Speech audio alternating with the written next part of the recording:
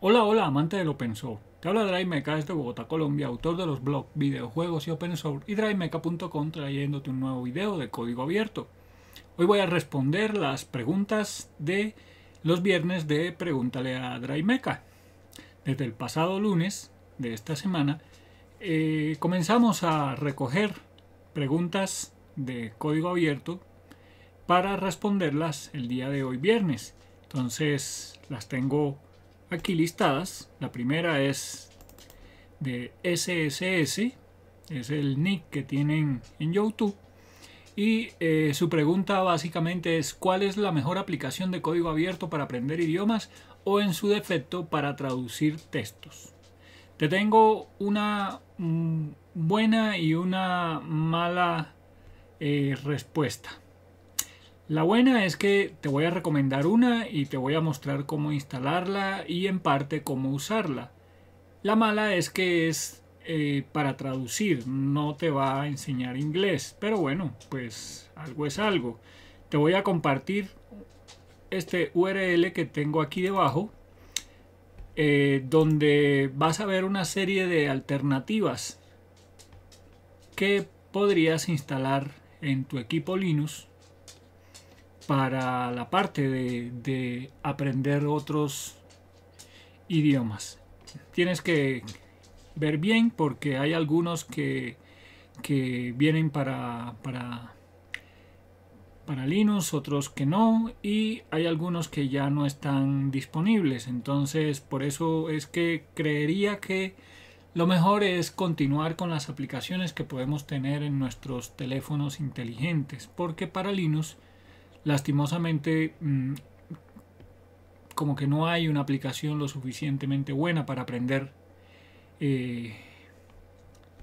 este tipo de tareas. Entonces vamos a ver la que te voy a recomendar, que es una aplicación que es de Google, que es Google Translate.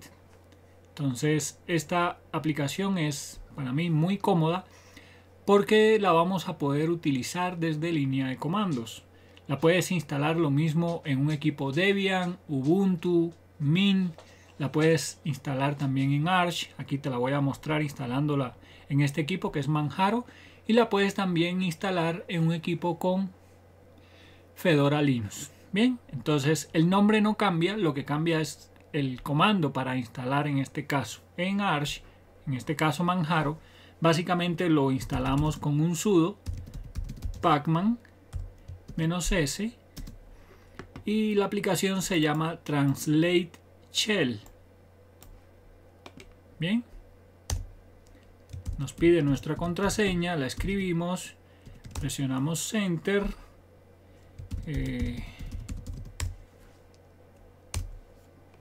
Es pequeñita, no demora nada en instalarla, y ya instalada pues ya podemos comenzar a utilizarla.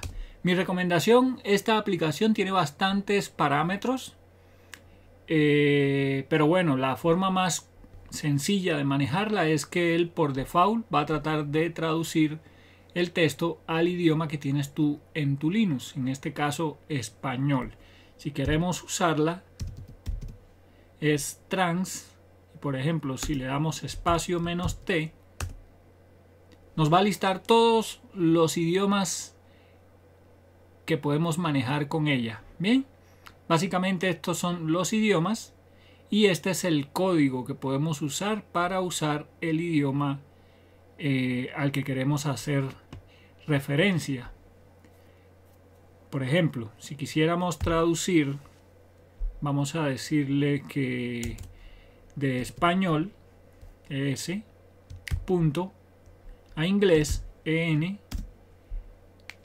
la siguiente frase. Debe ir dentro de comillas porque si no ponemos la frase o varias palabras dentro de comillas, él va a traducir cada palabra y no la va a tomar como una frase, sino como palabra a palabra. Bien, entonces aquí vamos a poner, por ejemplo, hola SS, estoy respondiendo tu pregunta de YouTube. Bien, presionamos Enter y aquí está la respuesta. él básicamente tradujo esta frase: hola SS, estoy respondiendo a tu pregunta de YouTube. Y en inglés sería hello SSS, I answer your YouTube question. Bien, entonces aquí nos dice que bueno, que es la traducción de esta frase de español a inglés. Y aquí debajo la vuelve a colocar con la diferencia que nos muestra también otra forma de responder. SS hi, I answer your question on YouTube. Bien, entonces tenemos dos formas posibles de traducir esta frase que le coloqué en español para que me la tradujera al inglés. Ahora, si quisiéramos hacer otra prueba, por ejemplo, vamos a buscar catalán. Bien, cambiamos el destino, le ponemos CA. Y esta es la respuesta en catalán. Bueno, más o menos no la pudo responder. Hay veces que falla, como en este caso. En este caso la respondió palabra a palabra, lo cual no debería ser porque está dentro de comillas. Probemos con otro de los idiomas, por ejemplo portugués.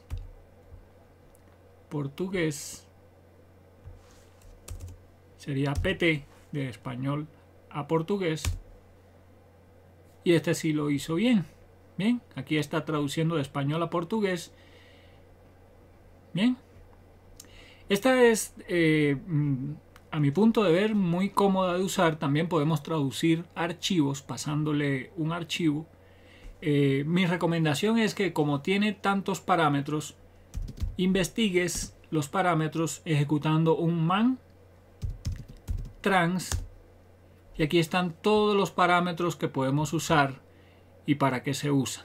Bien, hay una buena cantidad de parámetros y de formas de uso de esta aplicación de línea de comandos que es trans, y maneja traducciones de Google, de Bing, de Yandex.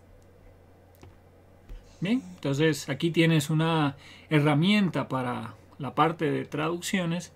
Espero que te pueda servir y que te sea útil. Bien, con eso dejamos respondida tu pregunta y vamos a continuar con las demás preguntas. Muy bien, continuamos con la siguiente pregunta, esta vez de Erickson López. Y Erickson pregunta: ¿con qué comando se pueden ver los servicios activos y cómo desactivarlos en Linux Mint? Muy bien, Erickson, te lo voy a mostrar aquí en una máquina virtual rápidamente. Hay una forma gráficamente para ver los servicios que se ejecutan al tú hacer boot en tu equipo. Para eso nos vamos aquí al menú de Linux Mint, entramos al centro de control y aquí en el centro de control voy a maximizarlo para buscarlo. Lo más sencillo es buscarlo aquí. A ver, se me perdió ahora en este momento. Sonido, red, pantalla, información.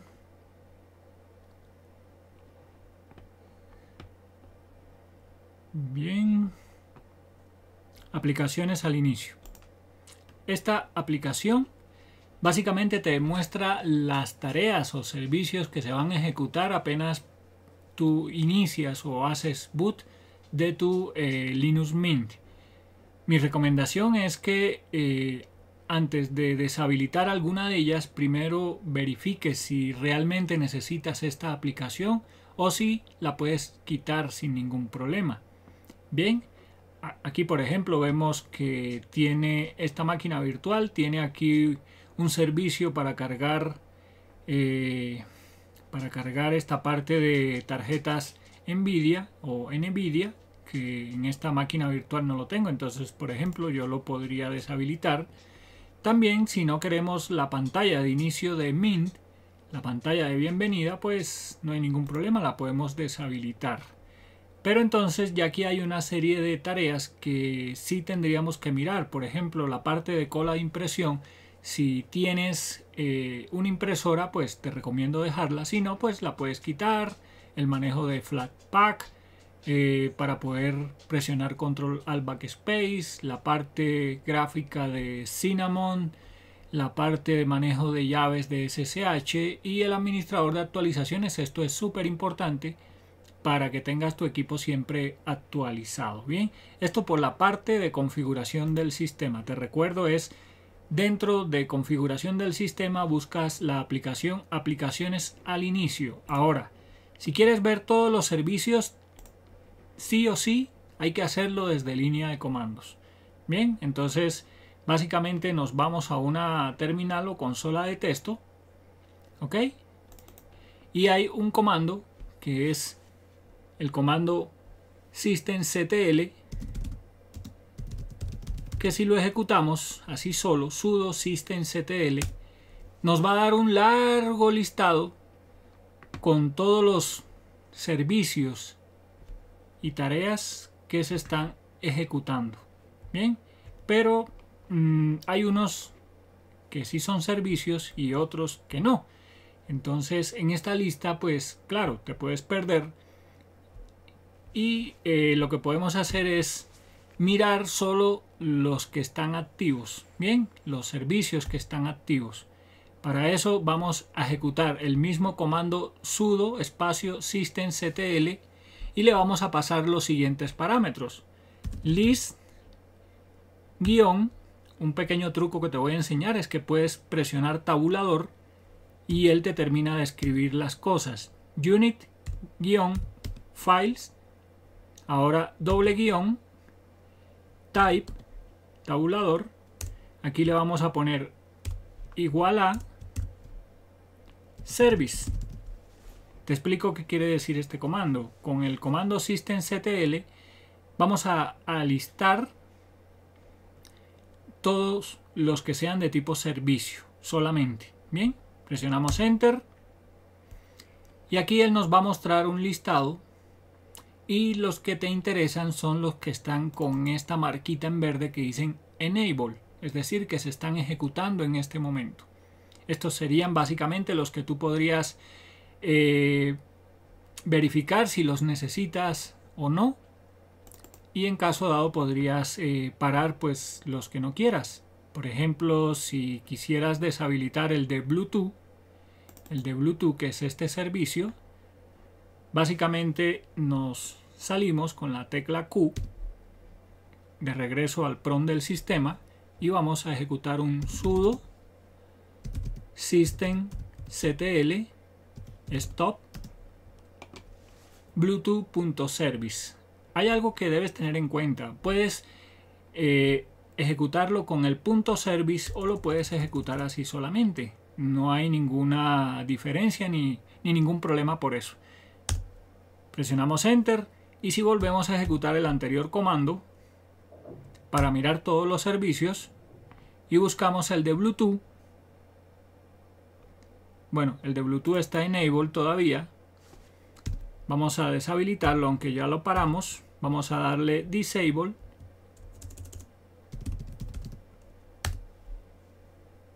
Bien, volvemos al listado y si buscamos Bluetooth ya está disable. Bien, mi recomendación, como la anterior pregunta, es que si quieres aprender más sobre el comando systemctl, no hay una fuente más completa que las páginas del man.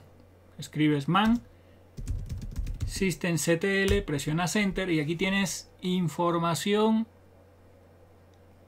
por montones para que profundices más en este tema. Bien, esto es muy bueno conocerlo porque systemd se puede decir que ya casi todas las distribuciones o la mayoría, solo hay, yo creo que no llegan ni a 5 las distribuciones que no usan systemd. Entonces este comando te va a servir no solamente en Linux Mint, sino también en otras distribuciones. ¿Ok? Creo que con eso queda respondida tu pregunta y podemos pasar con la siguiente. Continuando con la siguiente pregunta, llegamos a la pregunta de Carlos Julio Sandoval Hidalgo. Él pregunta, ¿qué ventajas tiene utilizar LibreOffice o WPS frente a Microsoft Office? Bueno, estas dos suites de oficina, LibreOffice o WPS, ambas las podemos usar en cualquier distribución Linux, pero hay una gran diferencia. LibreOffice es open source, quiere decir es código abierto, lo puedes descargarlo, puedes verificarlo, mientras que WPS no es código abierto, WPS es código cerrado. Hay que tener esto bien en cuenta, pero no obstante hay algunas distribuciones Linux que lo traen ya. Hay algunas distribuciones Linux que traen ya por default WPS como la suite de oficina. Bien, no tengo nada en contra de WPS, pero recomiendo personalmente que mejor usemos LibreOffice, que es open source. Bien, ahora si miramos las diferencias de estas dos suites, LibreOffice o WPS frente a Office, que es la de Microsoft, pues comenzando por LibreOffice, por ejemplo, te recomiendo visitar la wiki de la fundación, la Document Foundation, donde hay una comparación entre LibreOffice y Microsoft Office, una comparación bastante detallada de las últimas versiones, en este caso la 6.2, que es la última versión de LibreOffice, y contra Microsoft Office 2019 o Microsoft Office 365. Aquí vienen todo tipo de comparaciones. En algunas gana LibreOffice, en otras gana Microsoft Office. Realmente yo no soy un usuario avanzado de estas suites de oficina. Yo cuando necesito hacer algún documento lo hago con LibreOffice, o una hoja de cálculo o una presentación lo hago con LibreOffice y pues no tengo problemas porque no soy un usuario avanzado. Pero sí he hecho migraciones de Office, de personas que trabajan con Office a LibreOffice, y sí, puede que hayan algunas macros que no encuentren o que los nombres cambien, pero es cuestión de buscar cómo solucionar esos pequeños problemas. Yo creo que es más las ventajas que encontramos usando este tipo de software libre a otro software privado que nos ata, que tenemos que estar licenciando, que tenemos que estar gastando nuestro presupuesto en eso, y que aparte de eso nos pueden estar bombardeando con spyware, etcétera, etcétera. Entonces, eso por la parte de LibreOffice. Si nos vamos a WPS, WPS es casi que una copia de Office. Si comparamos entre LibreOffice y WPS, WPS es la que más en la parte visual se parece a Microsoft Office. Si quieres pasarte a otra suite fuera de Microsoft Office que no te represente mucho problema aprender, pues la que debes buscar es WPS porque es casi que idéntica. Bien, pero aún así vuelvo y te repito, te recomiendo que mejor uses LibreOffice. Bien, te recuerdo que en la wiki del Document Foundation ORG encuentras esta comparativa entre LibreOffice y Microsoft Office, donde vienen bastante información para si alguien te pide pues alguna, o te pregunta que si LibreOffice es compatible o puede funcionar con alguna de las tareas de Office, pues lo puedes verificar aquí en esta comparativa. Bien, con eso creo que respondo tu pregunta y continuamos con la siguiente. Continuando con la siguiente pregunta, es el turno de la pregunta de Rodrigo Jara. Él me pregunta, ¿qué distribución me recomiendan para aprender a usar Linux?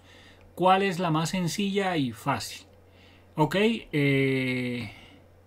yo diría que argumentar que tal distribución es la más sencilla es complicado, porque hoy en día la mayoría de distribuciones usan casi que a los mismos escritorios. Uno lo que debe es mirar dependiendo qué necesidad uno tiene, por ejemplo, si es diseñador gráfico o si es un gamer o si es una persona que va a usar el equipo básicamente para navegar en internet, o si es alguien que lo va a usar para programación, etcétera, etcétera. Entonces, en base a eso hay unas distribuciones que se especializan en ese tipo de usuarios y tienen más aplicaciones para ese tipo de usuario en común. Aún así, te puedo recomendar que en mi perfil en YouTube buscas el usuario DriveMeca, me imagino que ya estás suscrito a mi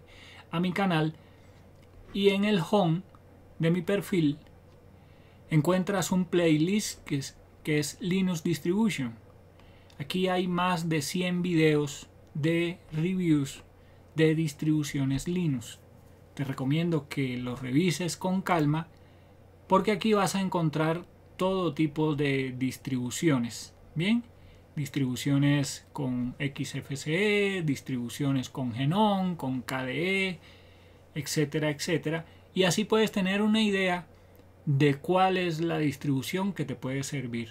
Por ejemplo, si eres una persona que trabaja con Windows, una buena distribución para comenzar, por ejemplo, podría ser Linux Mint. Linux Mint es una de las distribuciones más novedosas hoy en día. Es muy sencilla de manejar y el escritorio estrella de esta distribución se llama Cinnamon y es muy parecido a manejar un equipo con Windows 10. Entonces, si vienes del mundo Microsoft, no vas a tener casi que ningún problema en comenzar a usar Linux Mint. Pero bueno, ya vemos la parte de hardware. Te podría decir también que si tu equipo no tiene tanto hardware, entonces podrías mirar, por ejemplo, pasarte para otra distribución que se llama Zorin. Y dentro de los sabores que tiene esta distribución hay uno que es el Zorin OS Lite.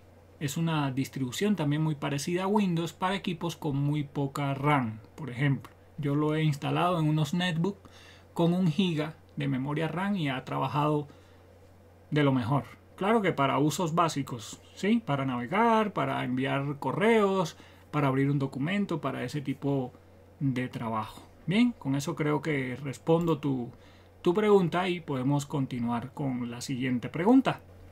Continuando con las preguntas, ahora llega el turno de mi amigo Teobaldo de León.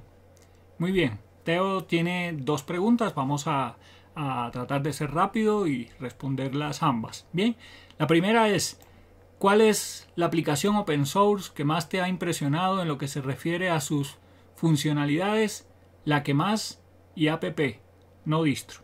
Bueno, básicamente ahorita tengo 2 aplicaciones que me impresionan, que quisiera saber más de ellas, quisiera poder manejarlas más, tener más conocimiento, pero bueno, poco a poco voy aprendiendo cada día un poquito más. La primera es Gimp. Gimp, a los que no la conozcan, es una aplicación para manipulación de imágenes que mucha gente la compara con la contraparte de un Photoshop. Con esta aplicación se pueden hacer maravillas. Yo la uso, yo creo que ni al 10%, más que todo para algunos retoques de imágenes, para cambiar o escalar las imágenes, para hacerlas más pequeñas, etcétera, etcétera. Pero aún así he visto trabajos que han hecho con Gimp que de verdad que me quito el sombrero con los profesionales de Gimp. Esta sería una de ellas, Gimp.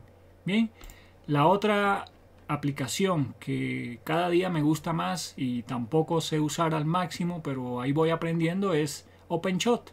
OpenShot, si te perdiste el video que hice con las 12 aplicaciones mías preferidas, aquí yo la muestro y es la aplicación que uso. Bueno, ahora me está dando un error, listo, ya lo quité. Esta es la aplicación o editor de video que yo utilizo para crear los videos de mi canal. Ya la uso hace un poco más de un año, probé varios y finalmente me quedé con OpenShot porque fue el que mejor resultados me dio y como ya te dije al principio, quisiera saber un poquito más porque creo que no llego tampoco ni al 10% de las posibilidades de este impresionante sistema. OpenShot tiene efectos, tiene una cantidad de cosas impresionante y algún día espero poder sacarle más provecho. Esas serían las dos aplicaciones que yo uso bastante y que creo que hoy en día son de las que más me impresionan: GIMP y OpenShot. ¿Ok? Veamos cuál es la siguiente pregunta de Teo. Ok, la siguiente es: ¿cuál es la distribución Linux que a día de hoy más rechazo te ha producido? Bueno, esta pregunta puede ser un poco polémica. Te recuerdo que este es mi punto de vista personal y la que más rechazo me produce el día de hoy es esta distribución, Linspire. Linspire hasta hace un tiempo atrás era una distribución que se llamaba Windows y hace un poco tiempo atrás cambió su nombre a Linspire. Es una distribución que es Linux, pero que permite, por una tecnología propietaria de ellos, ejecutar software de Microsoft Windows. Entonces yo creo personalmente que si vamos a usar open source, si vamos a usar Linux, esto es como una filosofía, como un estilo de vida. ¿Para qué voy a comenzar a usar Linux si voy a tener una distribución que me va a ofrecer aplicaciones Windows? De verdad que no me cabe eso en la cabeza, por lo cual este marketing o esta forma de venderme una distribución, que por cierto tiene unos sabores que son licenciables, es decir, no la puedes descargar si no pagas. Entonces, si hay tantas distribuciones tan buenas como Debian, Arch, Mint, etcétera, etcétera, ¿qué tengo yo que ir a hacer con Linspire? Bien, no tengo nada en contra de ellos, simplemente pues nunca vas a ver un video sobre ellos en mi canal. Bien, continuemos, sigamos con la siguiente pregunta. Bien, continuando, es el turno de Héctor Elizalde y Héctor me pregunta: ¿puedes hablar sobre instalar o configurar impresoras en Fedora, ya sea por COPS o instalar controladores para impresoras? Bien, ok, el tema es un poquito largo, pero bueno, te voy a dar algunas guías de cómo hacerlo para un equipo con Fedora Linux. En este caso, mi recomendación, en el caso de que estés trabajando con Fedora Genom, que es el default, lo primero que debes hacer es agregar la impresora en la parte de configuración de Genom. Para eso podemos irnos a la configuración de Genom y en la parte de abajo de este listado en dispositivos encontramos la opción impresoras. Para poder agregar una impresora primero tenemos que desbloquear esta sección, es decir, debes tener un usuario administrador. Cuando le damos clic a desbloquear, él nos va a pedir nuestra contraseña, la escribimos, presionamos Enter y aquí ya estamos listos para agregar impresoras. La impresora ya debe estar conectada a tu equipo. Bien.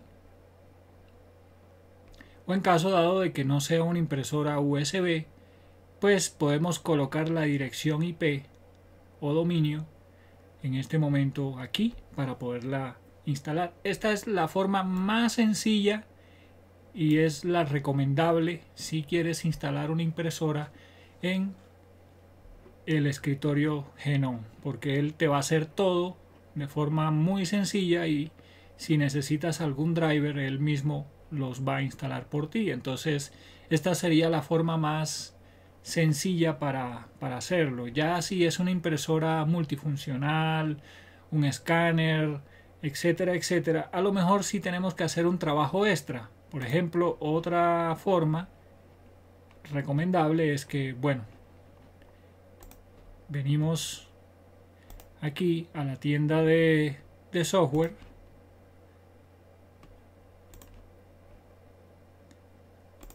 y aquí vamos a buscar la palabra HP lib. Bien, estos son una serie de drivers y de programas que te van a facilitar si tu impresora es una impresora o una multifuncional Hewlett Packard.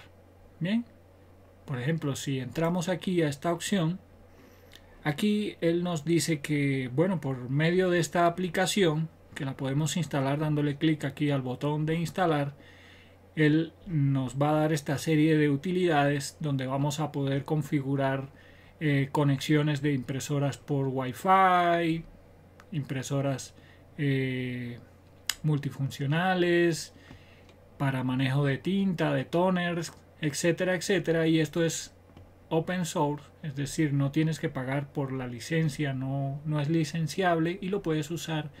Y más que todo para las impresoras Hewlett Packard esto es una gran utilidad porque te va a facilitar bastante el manejo de impresoras. Bien, eso por la parte de Hewlett Packard. Si ya la cuestión es que hay que manejar COPS, por aquí no lo podemos hacer, tendríamos que hacerlo por línea de comandos, pero yo te recomendaría que primero agotes la forma de instalarlo desde el panel de GNOME, porque va a ser la más sencilla. Si no, creo que ya te compartí el documento que tengo en drymeca.blogspot.com de manejo de COPS. Si no, creo que en próximos días debo estar creando un video y un artículo más actualizado de manejo de COPS. Bien, espero pues haberte dado alguna luz sobre tu problema y que puedas seguir trabajando con tu distribución Linux. Bien, no te desanimes, siempre hay que buscar una solución, y en el open source siempre para cada problema hay varias soluciones. ¿Ok? Entonces continuamos con la siguiente pregunta.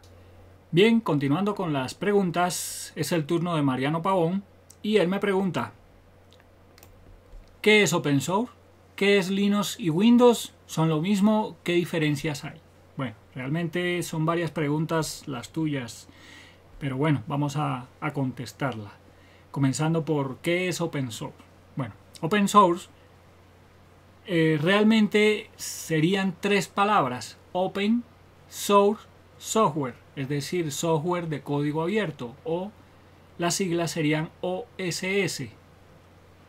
Esto es ya es algo bastante, pudiéramos decir, antiguo, porque pues es una filosofía, un modo de crear comunidad en torno al código, porque tiene la ventaja de que por medio de la licencia que se maneja para open source y casi todos los proyectos que tienen que ver con Linux, con FreeBSD, etcétera, tienen la posibilidad de que tú puedes descargar todo el código, puedes verificarlo, puedes hacerle cambios siempre y cuando publiques nuevamente los cambios que hiciste para que otra persona a su vez los pueda usar sin ninguna restricción.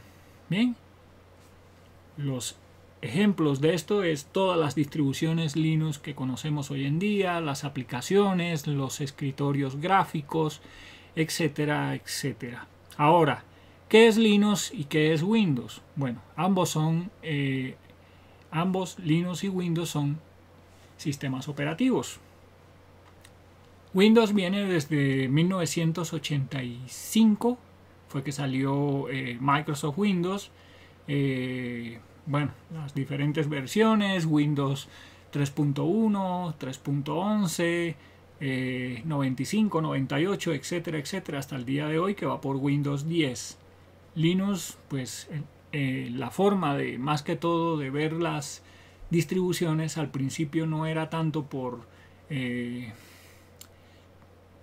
tal distribución con tal número de versión, sino al principio se veía más que todo por la versión del kernel. El kernel es el corazón del sistema operativo. Windows también tiene su propio kernel porque pues en base a él es que gira nuestro sistema operativo. Bien, no son lo mismo, son dos sistemas operativos totalmente diferentes, tienen filosofías diferentes. Linux es un sistema operativo de código abierto, Windows no lo es, Windows es código privativo, hay que pagar una licencia por su uso, por lo cual no son para nada parecidos. Lamentablemente podemos decir que el escritorio o el sistema operativo para los equipos de consumo de cualquier persona, quien lo domina es Microsoft Windows. Eso no es un secreto para nadie. Linux es más fuerte en la parte de servidores, pero con el tiempo ha ido ganando presencia, y una gran señal de eso es que ahora Microsoft es parte de la comunidad open source.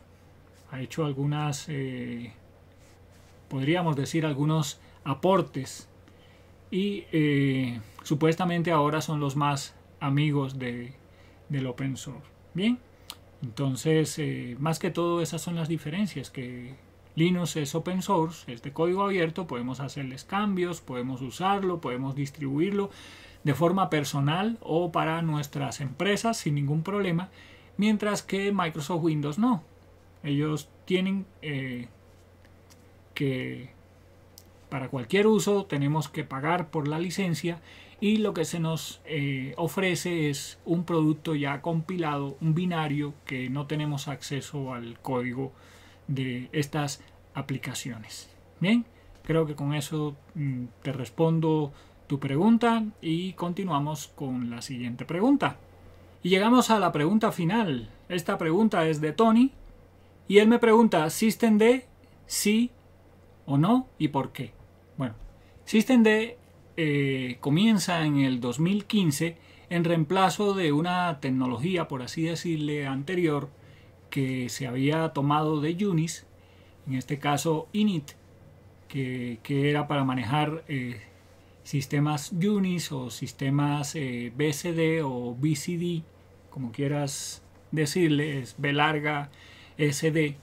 Bien, más que todo eran sistemas System 5 o Berkeley, como te comentaba, y Linux en sus comienzos pues también manejaba este tipo de forma de manejar los servicios, toda la parte de acceso del sistema operativo a procesos, a toda la parte de funcionamiento del sistema operativo era con init. Bien, en el 2015 reemplazan estos sistemas por lo que conocemos hoy en día como Systemd, por la filosofía que también traemos o trae Linux de Unix. Todos los servicios generalmente los vas a ver que se le coloca una letra final y es una D, y la D quiere decir demonio o daemon. Bien, entonces de ahí viene el nombre de Systemd, que es una serie de bloques o de demonios o de servicios que permiten al sistema operativo interactuar con el kernel.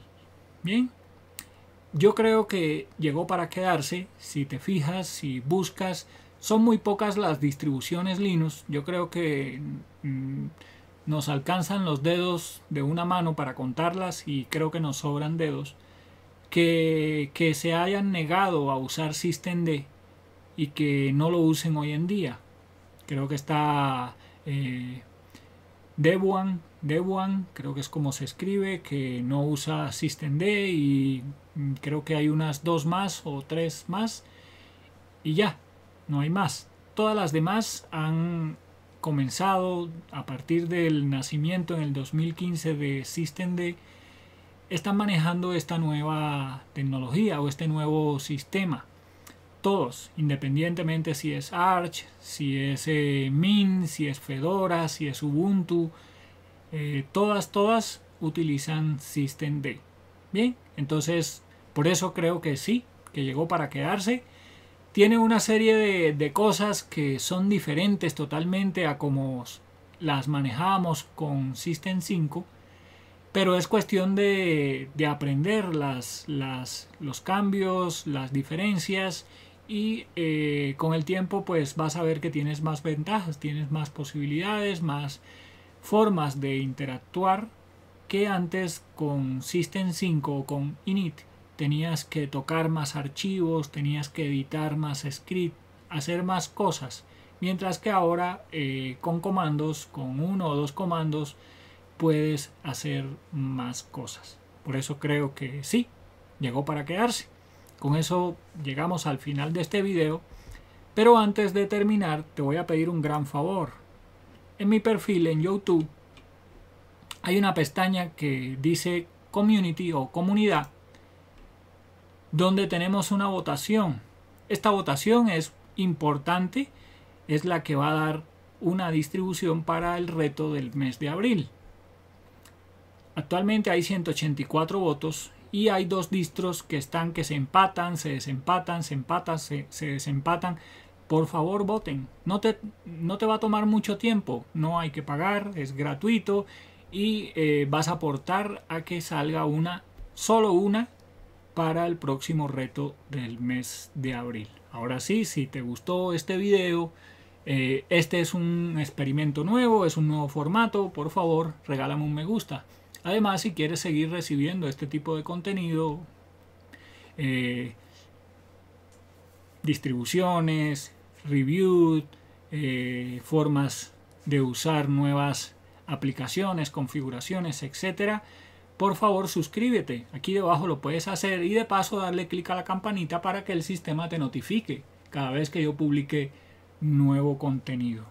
También compártelo.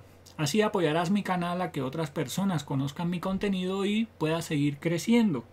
Bien, ahora sí, me despido. Te espero aquí debajo en los comentarios para que me cuentes qué te parecieron las respuestas, si vas a participar en el Pregúntale a Draimeca de la próxima semana, etcétera, etcétera. Chao, chao, y nos vemos en internet.